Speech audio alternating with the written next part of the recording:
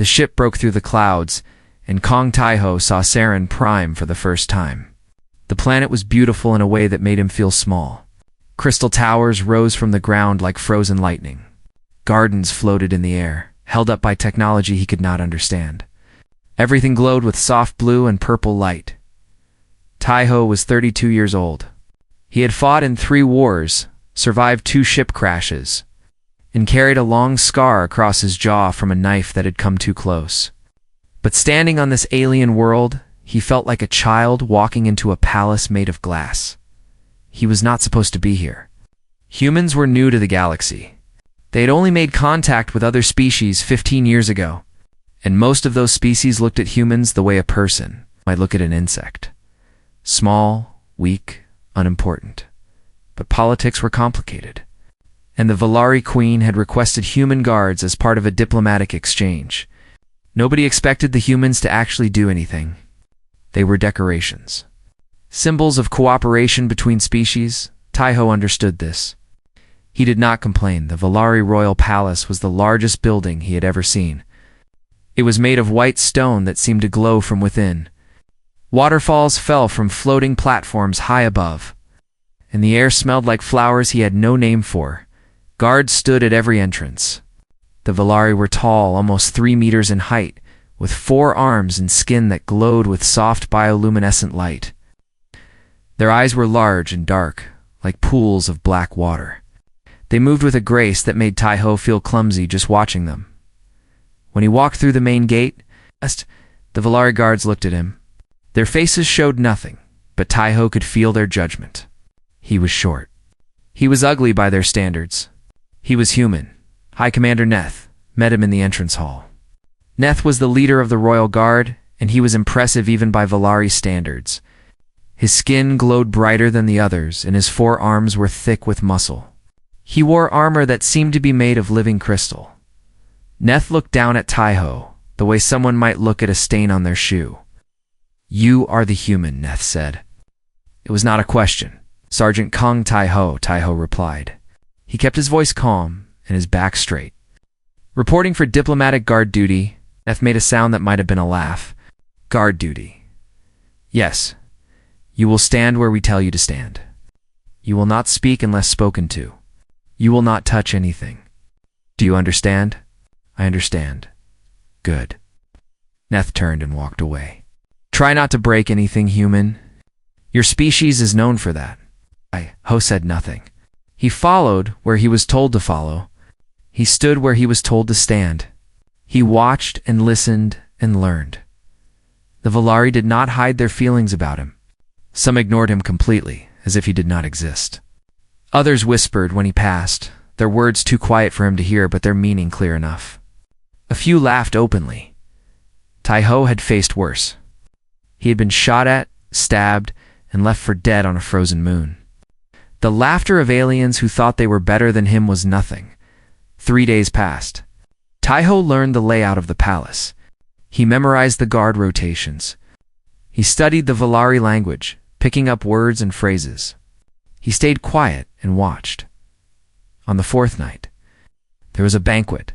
The great hall was filled with Valari nobles and diplomats from other species. Lights floated in the air like captured stars. Music played from instruments Taiho could not see. Food was served on plates that moved by themselves. Taiho stood in the corner, alone, watching the crowd. He saw her then. Queen Lar. She was young for a queen, barely into adulthood by Valari standards. Her skin glowed softer than the others, pale blue like moonlight on water. She had a gentle face, with eyes that seemed sad even when she smiled. She wore a crown of living crystal that shifted colors as she moved. Taiho had read her file. She was never supposed to be queen. Her older sister had died in an accident 2 years ago, and Leora had been forced onto the throne. She was intelligent, but inexperienced. The nobles did not respect her. The military doubted her. She was alone in a room full of people who wanted something from her. Taiho understood that, feeling the banquet continued for hours. Taiho stayed at his post, silent and still. He watched the queen move through the crowd, smiling and nodding, playing the role she had been given. Near midnight, the crowd began to thin. Nobles drifted away to their chambers. The music grew softer. The floating lights dimmed, and then Queen Leora walked toward him. Tai-Ho straightened his back. He had not expected her to notice him. He was just another decoration, like the floating flowers and the crystal statues. But she stopped in front of him and looked at his face with genuine curiosity. "You are the human," she said. Her voice was soft, like wind through leaves. "Yes, Your Majesty. I have read about your species." She tilted her head, studying him. "You live such short lives. 80 years, perhaps 90 if you are lucky. And yet you fight. You go to war. You die for causes that you will never see completed. Why?" Tai-Ho thought about the question. He had been asked it before by other species, usually with mockery in their voices.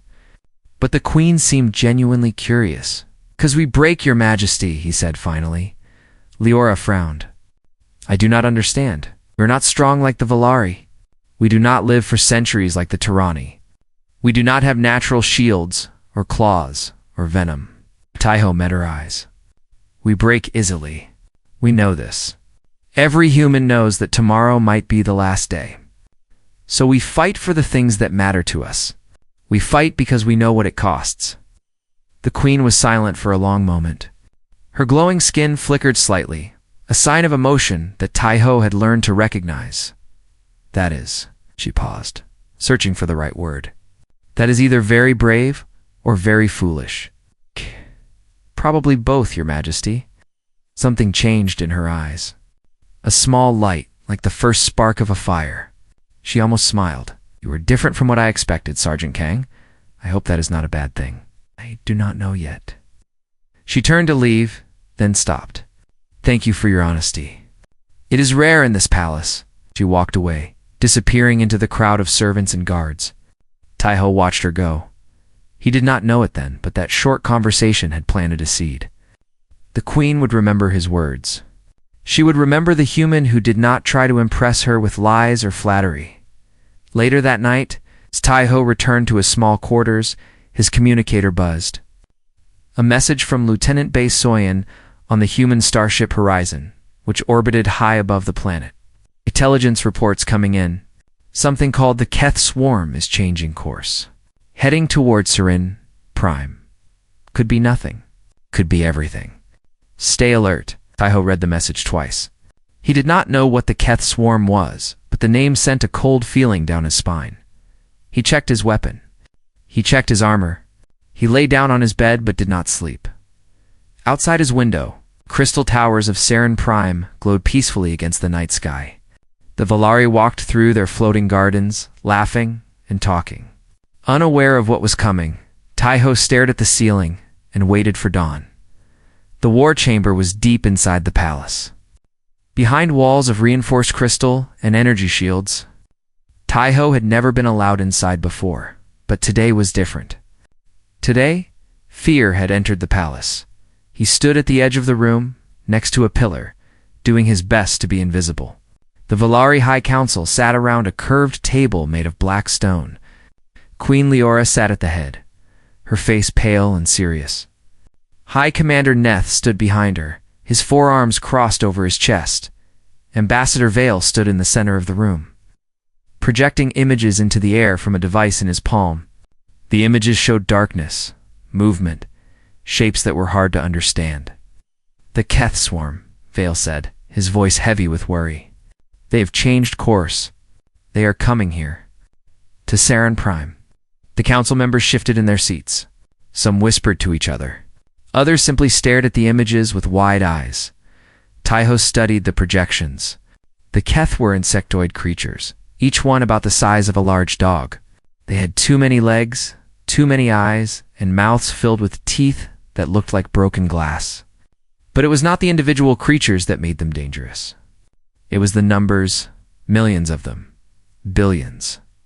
They moved through space like a living cloud, consuming everything in their path. Planets, ships, stations. The Keth did not negotiate. They did not stop. They simply ate. "How long do we have?" Queen Leora asked. Her voice was calm, but Taiho could see the tension in her shoulders. 3 days, Vale replied. Perhaps 4, if we are lucky. Then we must prepare. Alessa, the queen, stood up. Begin evacuation of all civilian centers. Move the population to the underground shelters. Activate all defense platforms. Contact the Galactic Concord and request immediate military support. It was a good plan. A smart plan. But High Commander Neth stepped forward, and Taiho felt the mood in the room shift. Your Majesty, Neth said, I must advise against evacuation. Leora turned to face him. Against evacuation? Commander, you saw the images. The Keth swarm is coming, and we will destroy them. Neth's voice was confident, almost arrogant. The Volari have defended this world for 10,000 years. Our shields are the strongest in the galaxy.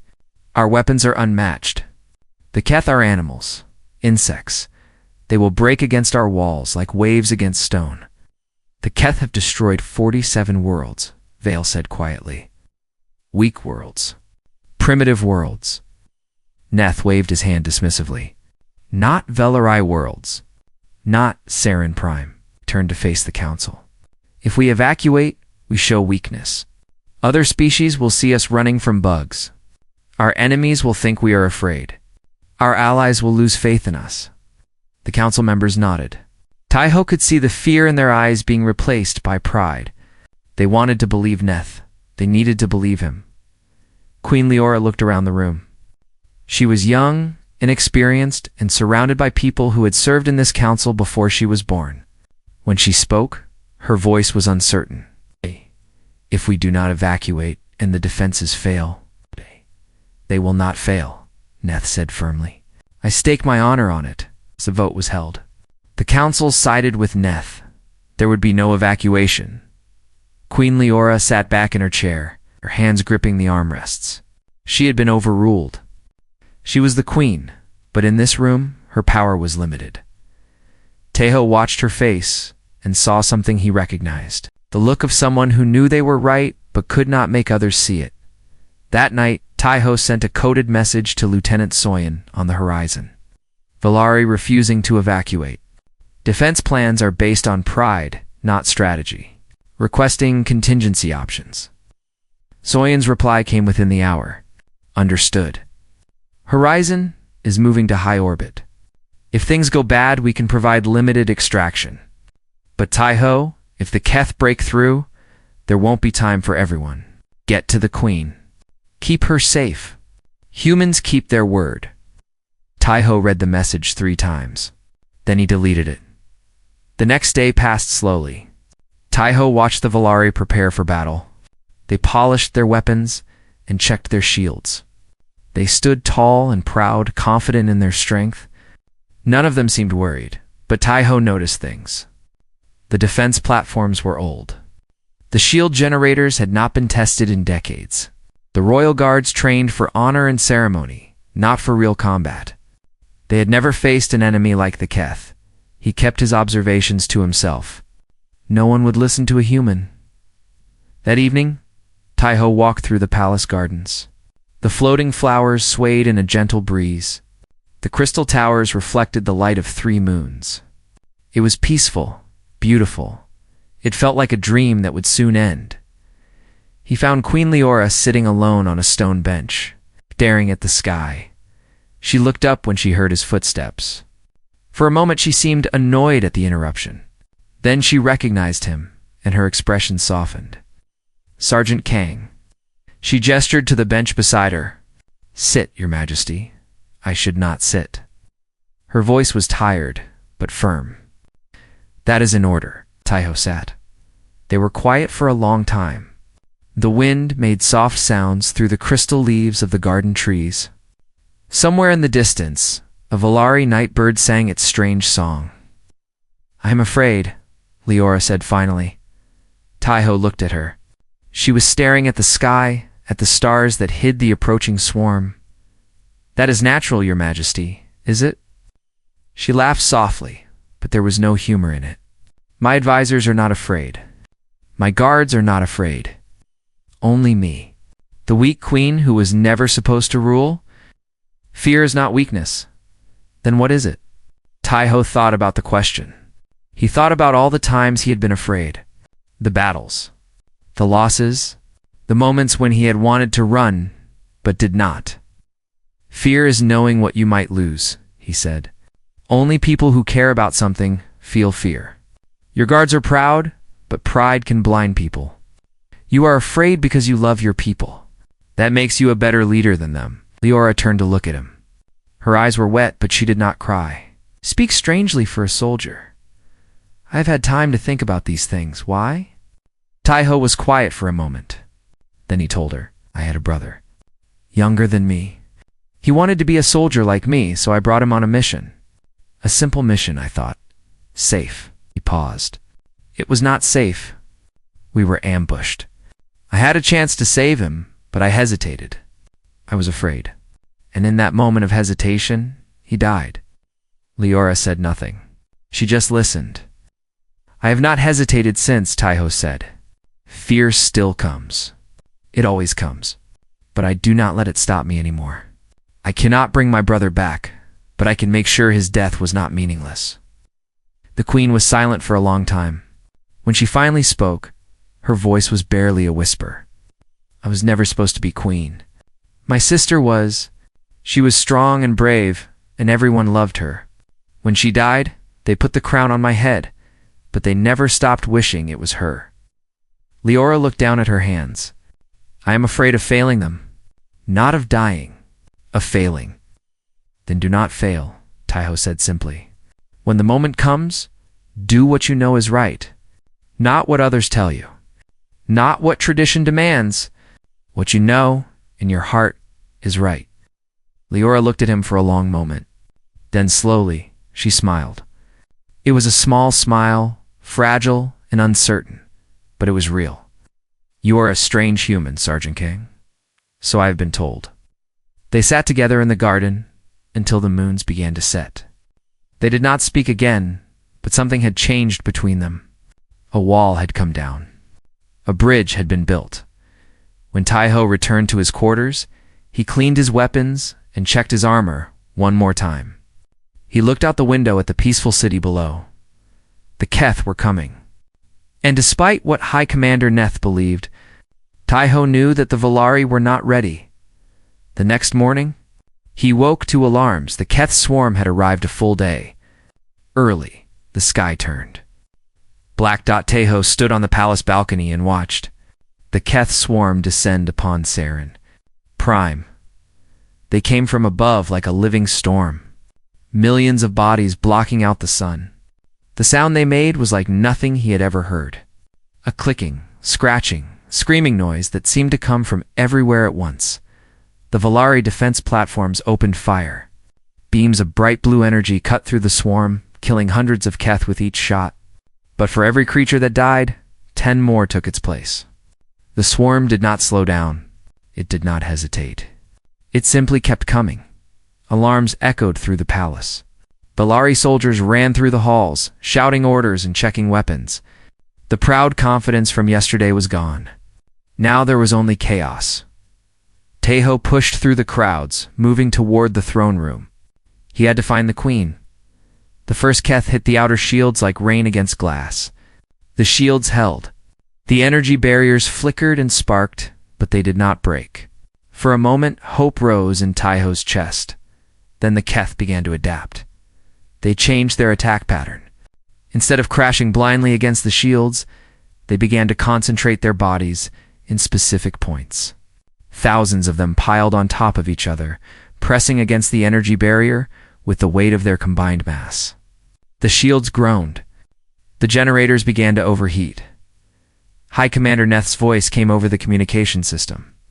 All units, hold your positions. The shields will hold. Do not retreat. But the shields did not hold. The first breach came near the eastern tower. A section of the barrier collapsed, and Keth poured through like water through a broken dam.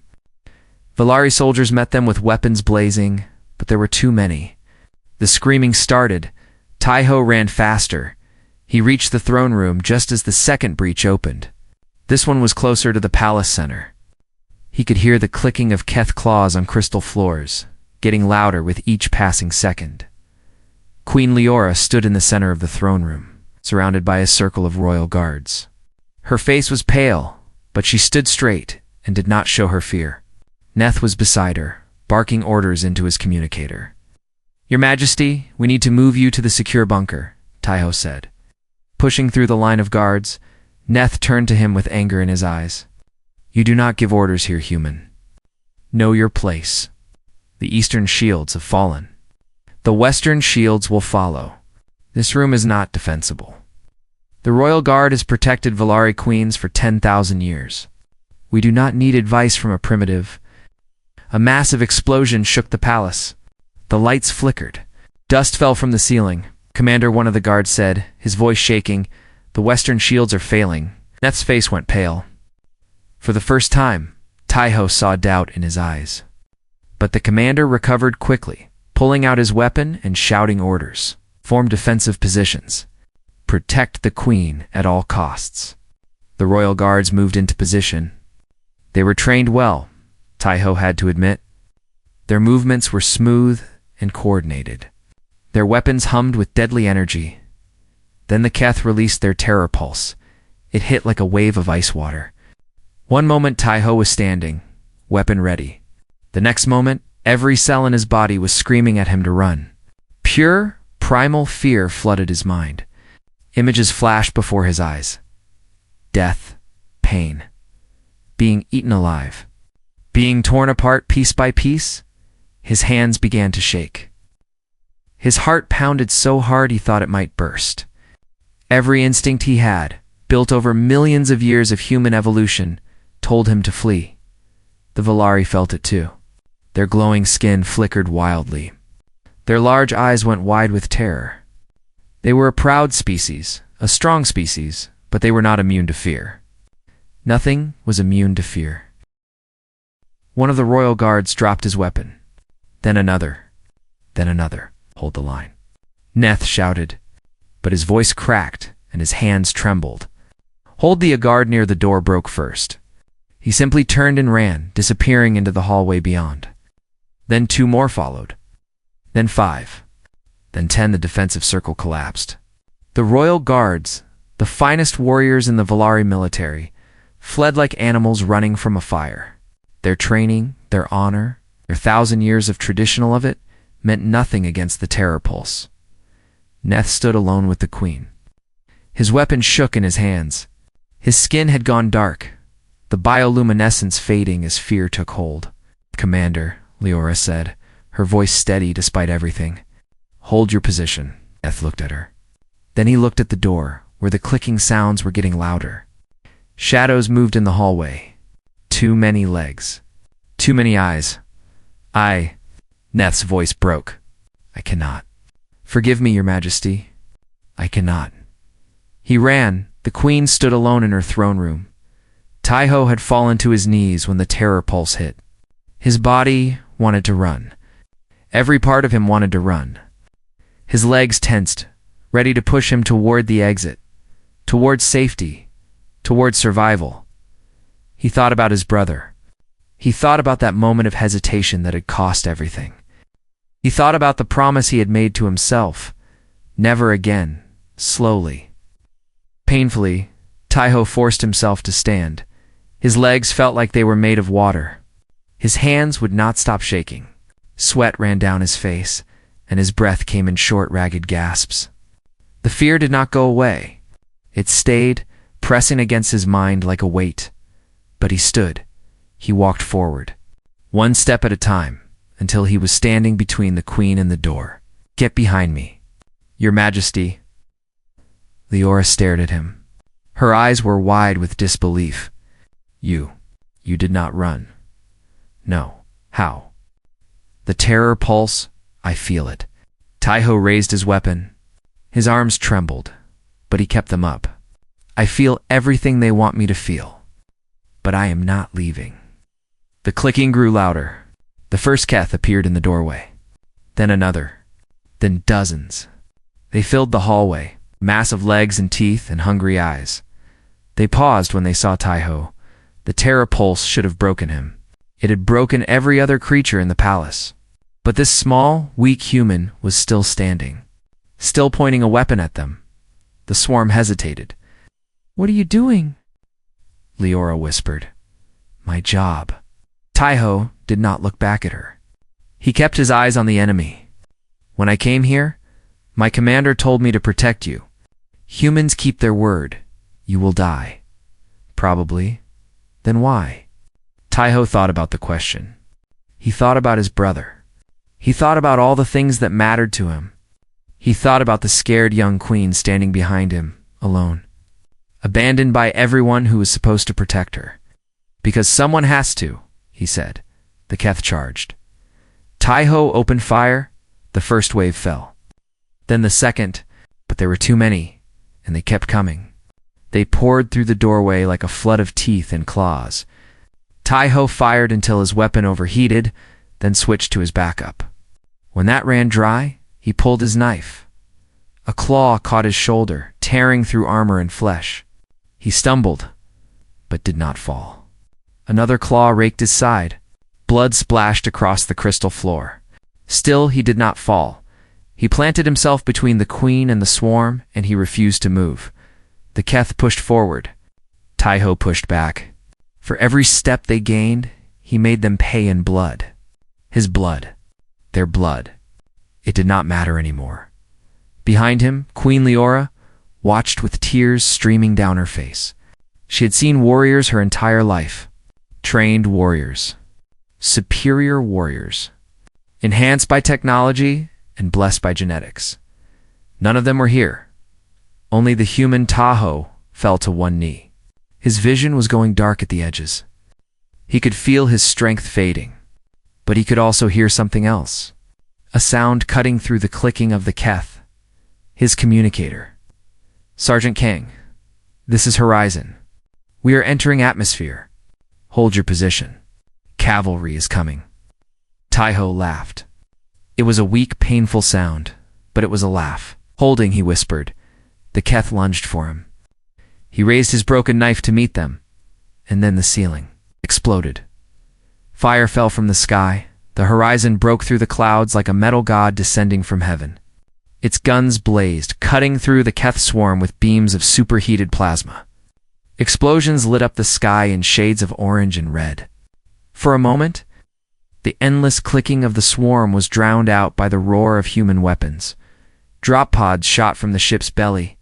Screaming toward the palace, they hit the ground hard, cracking the crystal floors and sending shockwaves through the building. Doors blew open, and human marines poured out with weapons raised and battle cries on their lips. But that was outside. Inside the throne room, Taiho was still fighting. The explosion from the ceiling had bought him a few seconds. Debris had fallen on the Keth, crushing some and scattering others. But they recovered quickly. They always recovered quickly. Taiho pushed himself up from his knee. His body screamed at him to stop. The wound in his shoulder was deep, and he could feel blood running down his arm in a warm river. The gash in his side pulsed with pain every time he breathed. His knife was broken. It's just a few inches of jagged metal still attached to the handle, but he was not dead yet. A Keth lunged at him from the left. Taiho ducked under its snapping jaws and drove the broken knife into the soft tissue beneath its head. The creature shrieked and fell. Another came from the right. Taiho grabbed a fallen piece of ceiling debris and swung it like a club. Crushing the thing's skull, he was not fighting with skill anymore. He was fighting with desperation. With stubbornness, with the simple, stupid human refusal to die quietly, the Keth surrounded him. There were at least 30 of them in the throne room now, with more pushing through the doorway. Their eyes reflected the flickering light of the damaged palace. Their mouths dripped with saliva and hunger. They could not understand why he was still standing. Their terror pulse should have destroyed his will to fight. Every other species in the galaxy fell before it. The Valari had fallen. The proud, superior Valari had run like frightened children. But this human kept fighting. Taiho grabbed another chunk of debris and threw it at the nearest Keth. It struck the creature in the eyes, and it staggered back, hissing in pain. He used the moment to move, putting his back against a pillar so they could not surround him completely. Behind him, Queen Leora had not moved. She stood near her throne, watching him with an expression he could not read. Fear. Yes. But something else too. Something like wonder, Your Majesty. Taiho said between ragged breaths. When I fall, run for the left corridor. There is a service passage that leads to the lower levels. The Marines will find you. I will not leave you. You are the Queen. Your people need you. And what about you? What do you need? Taiho almost smiled. I need you to live. That is enough. The Keth attacked again. 3 of them rushed him at once, working together with the hive mind's coordination. Taiho caught the first one with his broken knife, drove his elbow into the second's face, and kicked the third in its midsection. They fell, but more took their place. A claw caught his leg, tearing through his pants and the flesh beneath. Taiho went down to one knee. He grabbed the creature that had wounded him and snapped its neck with his bare hands. Another jumped on his back. He threw himself backward, crushing it against the pillar. Blood was everywhere. His blood. Their blood. The crystal floor had become a slippery mess of red and black. Taiho's vision was narrowing. The edges of the world were going dark. He had lost too much blood. His body was shutting down, trying to save what little it had left. But he could hear something. Footsteps. Human footsteps. And gunfire. So much gunfire. Just a little longer, he whispered to himself. Just hold a little longer. The Keth tackled him from the side. He fell hard, the breath driven from his lungs. The creature's jaws snapped at his face, and he barely got his arm up in time. Its teeth sank into his forearm instead of his throat. Pain exploded through him. But he did not scream. He headbutted the creature. Once, twice, 3 times, until its grip loosened. Then he rolled on top of it and drove his broken knife into its brain. He tried to stand.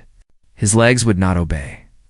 He managed to get to his hands and knees, blood dripping from too many wounds to count. The Keth circled him. They knew he was finished. They could taste it. All they had to do was wait. But they did not wait. They charged. Taiho closed his eyes. He thought about his brother. He thought about the promise he had kept. He thought about the Queen, safe for just a few more seconds because of what he had done. It was enough. It had to be enough. The throne room door exploded inward. Human Marines flooded through the opening, their weapons blazing. The first wave of Keth fell before they knew what had hit them. The second wave tried to turn to face this new threat, but more Marines were coming through the holes in the ceiling. Dropping from ropes with perfect precision, Lieutenant Baesoyan led the charge. She was small by military standards, but she moved with deadly efficiency. Her rifle never stopped firing. Her boots never stopped moving. She cut through the Keth like a farmer cutting wheat. Secure the Queen? Soyan shouted. Medical team to the sergeant? Move, move, move. Marines surrounded Queen Leora, forming a protective circle with their bodies and weapons. Others rushed to Taiho, pulling him away from the Keth corpses and checking his wounds. We've got you, Sarge, one of them said. Just stay with us. Taiho tried to speak, but no words came out. His vision was fading. The sounds of battle seemed far away, like hearing thunder from underwater. He saw Soyan's face above him. She was saying something, but he could not hear it. Then she moved aside, and someone else took her place. Queen Leora. She was kneeling beside him, her glowing hands pressed against his chest. She was crying. Why was she crying? You foolish human, she said, her voice breaking. You could have run. You should have run, Taiho managed to smile. Told you. We know what it costs. Stay awake. Do you hear me? That is an order from your queen. Stay awake. But his eyes were closing. The darkness was coming, soft and warm, like a blanket.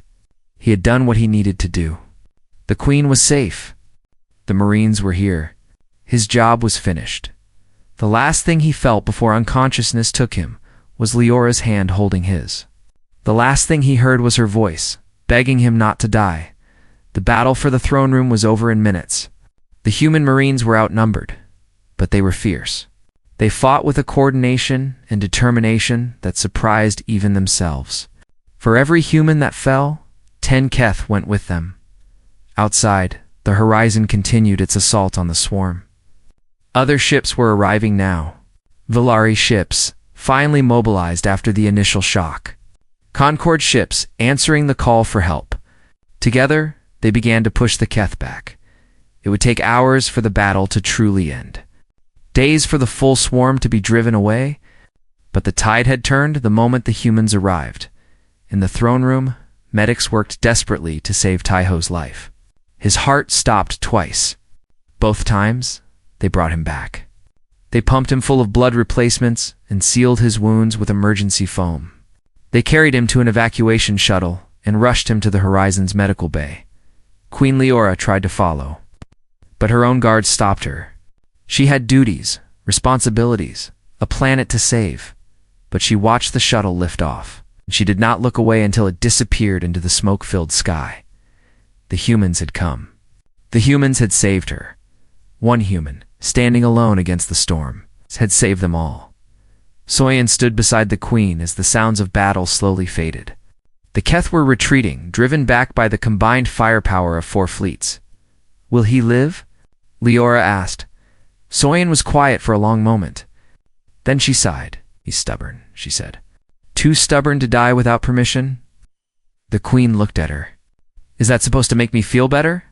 "It's supposed to make you understand." Soyan turned to face her. "That man in there?" He was terrified. The terror pulse hit him just like it hit everyone else. I could see it in the medical data. His heart rate was through the roof. His stress hormones were maxed out. Every biological system in his body was telling him to run. But he didn't. No, he didn't. When shook her head slowly. That's what humans are. We're not the strongest. We're not the fastest.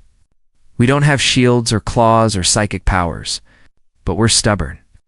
When we decide something matters, we don't let go. We can't let go. It's not in our nature. Queen Leora looked at the blood on the floor. Human blood, spilled in defense of a queen he barely knew, for a species that had treated him like garbage. "I think," she said slowly, "I am beginning to understand your people." Soyan smiled grimly. "Don't try too hard. We don't understand ourselves most of the time." Above them, the sky was beginning to clear. The swarm was gone, for now. Saren Prime had survived, and in the medical bay of the Horizon, Kang Taiho's heart continued to beat. Taiho woke to the sound of soft humming. He opened his eyes slowly, blinking against light that seemed too bright. Everything was blurry.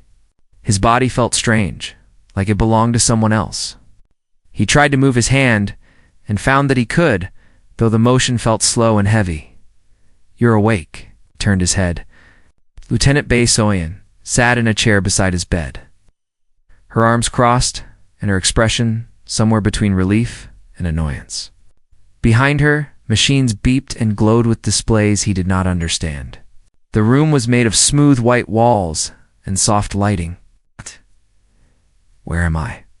His voice came out rough, like sand scraping against stone. "Valari Medical Center. The good one, not the regular one. Apparently, you're important now." Soyan leaned forward. "You've been unconscious for 12 days. Your heart stopped 4 times.